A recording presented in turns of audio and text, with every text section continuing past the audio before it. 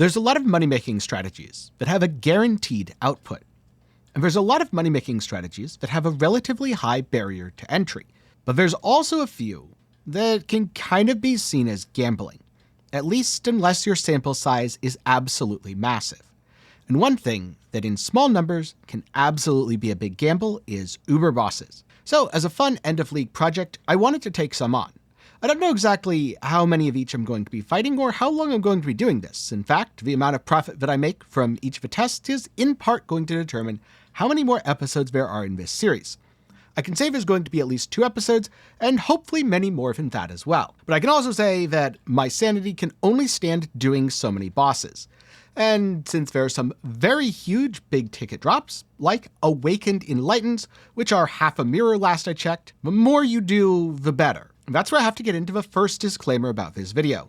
I did 50 Uber Mavens, and that's what I'm going to talk about today. That doesn't mean your success will be anything like mine if you do 5, or if you do 500. In fact, I'll have a recommendation towards the end about how many you should probably do if you want to get into farming it in a profitable manner, and what my overall recommendation is in regards to the boss. And maybe the Uber Maven herself doesn't interest you as much as other bosses, in which case you might want to check out some of the later videos, and you'll have to get subscribed for that. Maybe leave a like while you're down there. But for now, let's get into it. Starting with how I ran the boss. Well, it's pretty simple. I'm a Penance Brand of Dissipation build. So I put Penance Brand on her, popped my buffs, and then she died. I then repeated for each individual phase. Now, towards the end, she will almost always do a memory game. And there's 2 ways to deal with this. The first is what I would like to call easy mode, where you don't bother dealing with it. You'll have more than enough portals. You can kind of just run around like a headless chicken, not pay attention, and eventually it's going to kill you, or just stand directly on the wrong tile to accelerate the deathly process. If you do this, you'll die, you have to wait for the mechanic to finish, and then you can zone back in and complete the rest of the fight. Just do be aware, as you zone in, you don't want to move immediately, since she sometimes does the ability twice, in which case you'll need to wait it out with grace period. The other way, of course, is to do the mechanic the correct way. This is probably the advised method, and is required if you're playing on hardcore. But it also takes about the same amount of time as doing it wrong, and is way harder because you actually have to think and remember the pattern while dodging the coil beams. Now, if your build uses Righteous Fire, I would recommend turning it off for this fight. If your build is Righteous Fire, then I would recommend farming a different Uber boss. It took me between 2.5 and 3 minutes for each kill. This is mostly just a limitation of load screens and, well, the fight itself. And so that means I spent around 2.5 hours to do 50 Uber Mavens. But let's get into that loot, because there were some very interesting things which happened.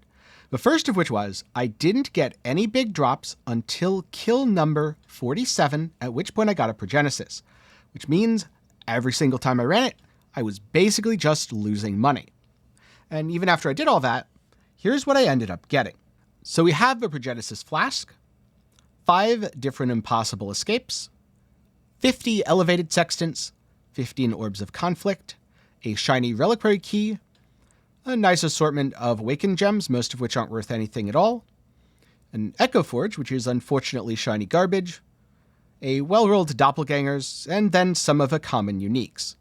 Now, as a quick note, in terms of the common uniques, it was actually 1 rare Echo Forge, 1 rare doppelganger, then 6 Viridius Veil, 7 Arn's Anguish, 8 Graven Secrets, 4 Alessa's Delight, and I guess a Partridge in a Pear Tree along with 17 Legacies of Fury. But I decided to have some fun and vol some stuff. And so we got interesting things like this, and I threw out all the bricks, since they probably weren't going to sell for anything anyway. If I just sold everything, then it would have been another 6-ish divines, but let's be honest, we're talking about a strategy, or a test, that cost 170 divines. So plus minus 6 versus the gamble where I could hit something really big, absolutely worth it. Now for the impossible escapes, the Iron Wills are worth about 4 divines each, at least as of a recording of this video. The Eternal Youth is worth 1 divine. The others basically aren't worth anything. The Elevated Sextants are worth about 50, and the Orbs of Conflict are worth about 15, with the Reliquary Key being 7, and the Progenesis itself being 58. So if you add all that up, it's 145 divine return. That's right, I spent 170 divines, 2.5 hours of my time, and got back 145, which means the strategy is negative divines per hour. But does that mean that Uber Maven herself is never profitable? Well, this is where things, especially in regards to Uber bosses, get very complicated. Because the answer is no, it doesn't mean she's never profitable. It means that 50 Uber Mavens is a sample size that's too small, and the returns could be unstable. But remember, 500 divines is 1 Awakened Enlightened. That means if I had gotten that Awakened Enlightened, I would have made over 100 divines an hour. And so, you can't really look at things in a sample size of 50. In fact, I suspect you can't even look at things in a sample size of 150. You probably have to get between 250 and 500 Uber Mavens before your profits will be consistent. But technically speaking, it does only take 1. And so there's always a chance that you'll profit on any individual run.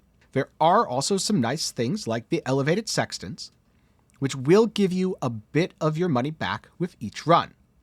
Therefore, I would say you're probably not going to want to farm this unless you already have a massive amount of currency lying around. But I would also bet that there's at least a couple people who are watching this video going, oh yeah, I've been doing this all league and I've made multiple mirrors. Now, normally when things come out this mediocre, I wouldn't actually make a video about it. Because unfortunately, on YouTube, saying I lost 100 divines is a video a lot of people will click on. And saying I made 100 divines is a video that people will click on. But saying I farmed 50 Uber Mavens and the results were very mediocre because the sample size was too small is unfortunately not something that most people will click on. So congratulations. You're one of a few who not only clicked on the video, but also made it to the end. And the reason I bring this up is I'm able to make videos like this because of support in part from my patrons and channel members. So if you want to see more videos like this that don't necessarily fit with the clickbait headlines YouTube requires, then do be sure to go down to the Patreon below.